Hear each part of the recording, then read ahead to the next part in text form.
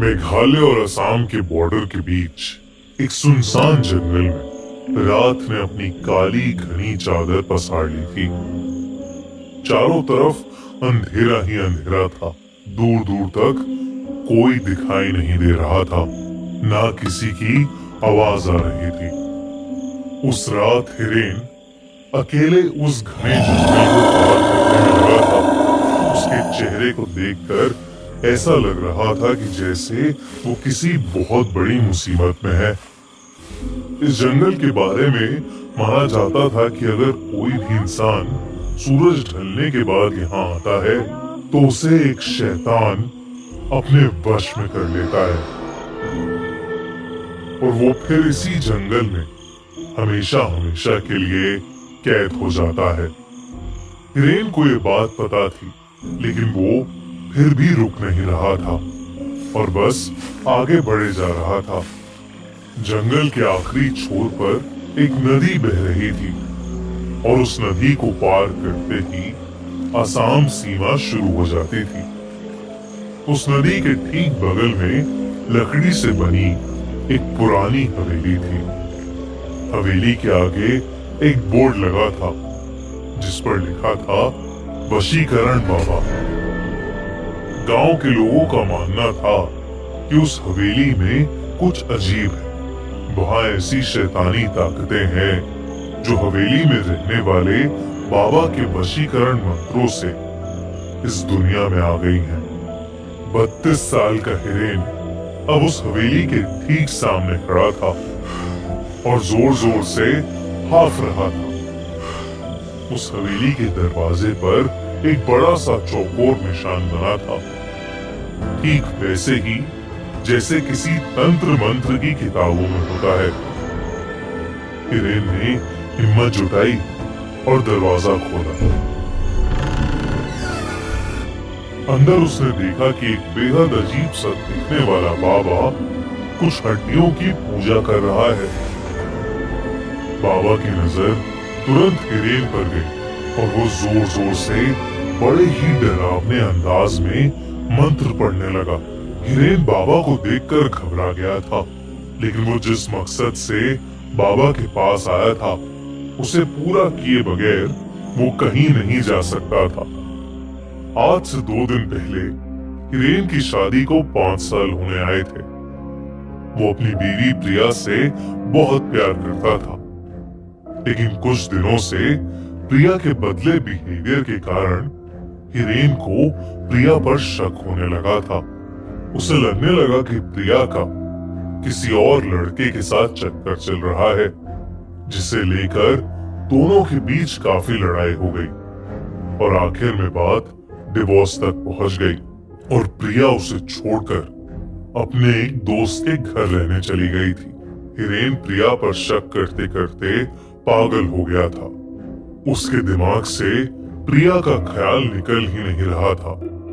सोते जागते हर पल वो बस प्रिया के बारे में सोचता रहता। एक दिन जब वो बस से ट्रैवल कर रहा था तो उसकी नजर सीट के ऊपर लगे एक स्टिकर पर गई, जिस पर लिखा था सिर्फ 1 घंटे में खोए हुए प्यार को वापस पाएं। और इसी के साथ नीचे एक पता भी लिखा था। हिरेन अब उसी पते पर पहुंच चुका था, वशीकरण बाबा के पास। बाबा के मंत्रों की आवाज अब धीमी हो गई थी और अंदर एक गहरा सन्नाटा था। बाबा ने बिना हिरेन की तरफ देखे उससे उसके आने का कारण पूछा। हिरेन ने उस अजीब से दिखने वाले बाबा को सब कुछ बता दिया। बाबा ने हिरेन की बातें सुनकर एक हल्की सी मुस्कुराहट के साथ उसे एक लाल वस्त्र दिया और कहा कि इसे धारण करके रोज रात 12 बजे प्रिया की फोटो को देखते हुए हिरेन को ये मंत्र पढ़ना है। और धीरे से हिरेन के कान में उस बाबा ने एक मंत्र कहा। इस मंत्र को कहने के बाद वो बाबा फिर से अपनी पूजा में लग गया। हिरेन ने बाबा को पैसे देने के लिए अपने हाथ आगे बढ़ाए, लेकिन उस बाबा ने कोई भी पैसे लेने से इनकार कर दिया। हिरेन वापस जंगल के रास्ते जाने लगा। वो इस बात पर ताज्जुब कर ही रहा था कि अचानक उसे ऐसा लगा कि जैसे कोई उसके पीछे पीछे चल रहा है। अनजानी रात में गांव की कच्ची सड़क पर चलते हुए उसे ऐसा लग रहा था कि किसी अनजान शक्ति की उस पर निगरानी हो। वो जितनी तेज चलने की कोशिश करता, उसके कदम उतने ही धीमे धीमे बढ़ रहे थे। रात के 12 बजने से कुछ ही मिनट रहते हिरेन अपने घर पहुंचा। उसने पर्स से प्रिया की तस्वीर निकाली और बाबा का दिया हुआ लाल वस्त्र पहनकर वशीकरण बाबा के मंत्र का उच्चारण करने लगा। तभी अचानक उसे ऐसा लगा कि उसे किसी काले साए ने घेर लिया है और वो उस पर कब्जा जमाने की कोशिश कर रहा है। हिरेन ने अपना सर चारों तरफ घुमाया और जोर जोर से मंत्र पढ़ने लगा। कुछ ही पलों में वो काला साया वहां से गायब हो गया। हिरेन रोज ये करता। ऐसा करते करते कई दिन गुजर गए, लेकिन हिरेन की बीवी प्रिया अब भी उसके पास नहीं आई थी। हिरेन ने फिर से वशीकरण बाबा से मिलने का फैसला किया। हवेली पहुंचकर उसने बाबा को बताया कि प्रिया अब तक उसकी जिंदगी में वापस नहीं आई है। बाबा ने 2 मिनट के लिए अपनी आंखें बंद की और बताया कि हिरेन के गले में जो लाल धागा है वो उसके वशीकरण की शक्ति को कमजोर कर रहा है। हिरेन ने वो धागा तुरंत उतार दिया। बाबा ने ये भी कहा कि अगर वो प्रिया को इस हवेली में ला सकता है तो प्रिया जरूर हिरेन के पास वापस आ जाएगी। उस दिन भी हिरेन जब अपने घर वापस जा रहा था तो उसे ऐसा लगा जैसे कोई उसके पीछे पीछे चल रहा है और उसे देखे जा रहा है। लेकिन हिरेन जो प्रिया से बेहद प्यार करता था, उसे पाने के लिए वो कुछ भी करने को तैयार हो चुका था। अगले दिन हिरेन ने प्रिया को कॉल किया और माफी मांगने के बहाने प्रिया को उसी जंगल के पास शाम को मिलने को कहा। प्रिया ने कुछ पल सोचा और फिर मिलने के लिए मान गई। इतने दिनों बाद वो दोनों आज पहली बार मिल रहे थे। बात करते करते हिरेन प्रिया को हवेली के पास ले गया। जैसे ही प्रिया हवेली के पास पहुंची, उसे एक अजीब सी घुटन महसूस होने लगी थी। उसने हिरेन को तुरंत वहां से चलने को कहा, लेकिन हिरेन जबरदस्ती उसे हवेली के अंदर ले गया। बाबा ने जैसे ही प्रिया को देखा, उसने हिरेन को बाहर जाने को कहा और दरवाजा बंद कर दिया। पूरे 2 घंटे बीत चुके थे, लेकिन दरवाजा अभी तक बंद था।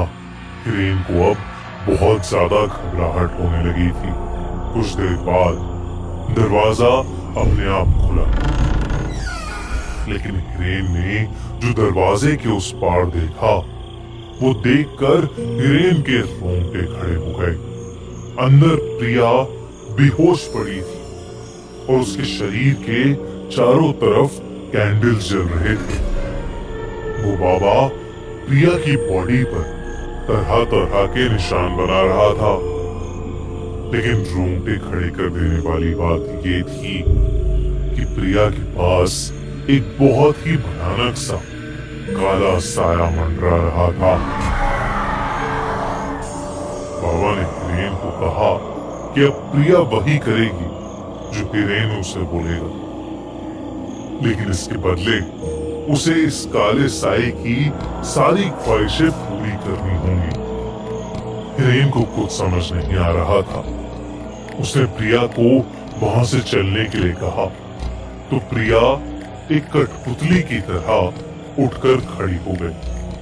वो एक जिंदा लाश से ज्यादा और कुछ नहीं थी। हिरेन प्रिया की ऐसी हालत देखकर पूरी तरह दहल गया था। उसने बाबा से गुस्से में कहा कि वो प्रिया को पहले जैसा बना दे। लेकिन तभी उस काले साए ने हिरेन को पीछे से धक्का दे दिया और वो काला साया उसी बाबा में समा गया। अब उस बाबा का रूप एक भयानक आत्मा में बदलने लगा था। उस बाबा के चेहरे का रंग नीला पड़ गया और आंखें बिल्कुल सफेद हो गईं और वो जोर जोर से हंसने लगा। उस बाबा ने अपने भयानक रूप में बोला कि वो कोई मामूली इंसान नहीं है, बल्कि वो एक शैतान का साया है जो इस जंगल में न जाने कब से कैद था और उसने प्रिया की आत्मा चुरा के अपने आप को आजाद कर लिया है और हिरेन को हमेशा के लिए अपना गुलाम बना लिया है। ये सब सुनकर हिरेन वहां से फौरन भागा, पर वो उस जंगल से निकल ही नहीं पा रहा था। वो जहां से निकलता कुछ देर बाद वापस उस हवेली के ही ठीक सामने आ जाता। धीरे धीरे उसके दिमाग ने काम करना बंद कर दिया और वो उसी जंगल में कैद हो गया। 1.5 महीने बाद उसी जंगल में पुलिस को 2 सड़ी हुई लाशें मिली। वो लाशें किसी और की नहीं बल्कि हिरेन और प्रिया की ही थी।